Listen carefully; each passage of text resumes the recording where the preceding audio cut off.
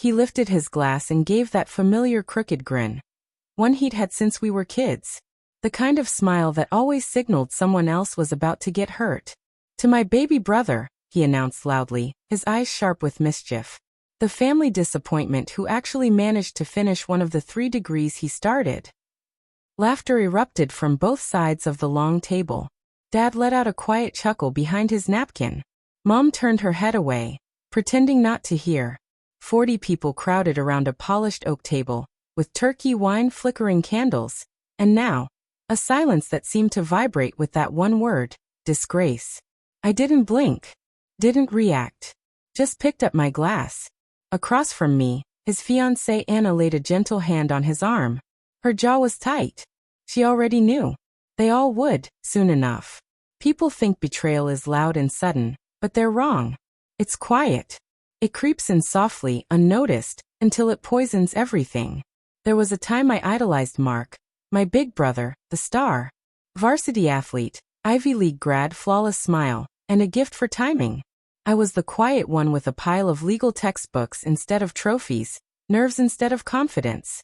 Mark used to tell me I overthought everything, that nobody liked a know-it-all. But I still showed up for him, every game, every celebration. Even when he never came to a single one of my graduations. Even when he slept with the girl I loved in college and laughed when I found out. Survival of the fittest, he said. I buried it. All of it. For years.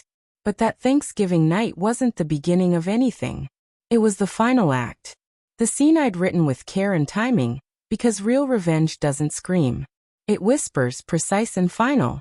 2 years earlier, I was living out of my car, piecing together a life from day jobs at the courthouse and long nights spent flipping through legal files. Mark, meanwhile, was gracing magazine covers as the youngest managing partner in his firm's history. I still remember the headline. I still remember how Mom framed it like it was some kind of family trophy. I pushed harder, studied longer, took the bar 4 times, failed 3. I didn't tell anyone when I finally passed. Just kept grinding. Took every public defense case they gave me. Worked through murder files with cold coffee and no sleep. No one noticed. Not until Judge Keller did. She saw something no one in my family had ever bothered to look for: control, attention to detail, determination that bordered on obsession. 6 months later, I was on her shortlist for a federal clerkship. I didn't say a word to Mark. Or to anyone else.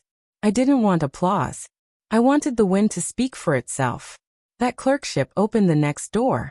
And 2 months ago, my name landed on the president's desk. 1 interview, 1 vote, 1 signature. Just 1 step left before everything changed. Which brought me to Thanksgiving. The night Mark made that joke. The night Anna, who hadn't seen me since their engagement, sat across the table shifting uncomfortably. She looked beautiful and uneasy. She knew what was coming. I'd told her over coffee a week earlier.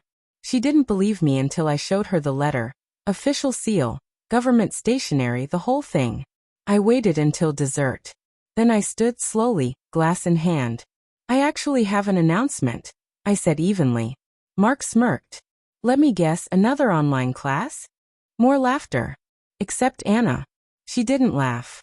Last week, I said, I got confirmation of my appointment to the United States District Court. The room went still. A spoon hit a plate. Someone gasped. Anna turned to me, voice clear and strong. Congratulations, Your Honor. All eyes were on me. Mark's grin faded. He blinked, then glanced at Anna, then back at me. You're joking. I'm not. Mom's fork paused in midair. Dad cleared his throat. Federal. I nodded. Confirmed yesterday. I start next month. Mark gave a hollow laugh. What is this, some kind of internship? Anna cut him off. No. It's a judicial appointment. He looked like he'd been slapped. You, he whispered.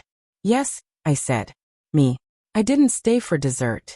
I walked out with my coat over my shoulder, calm, steady. No shouting. No anger. Just the truth. The one they never saw coming. Mark texted me the next day. You could have told us. I never replied.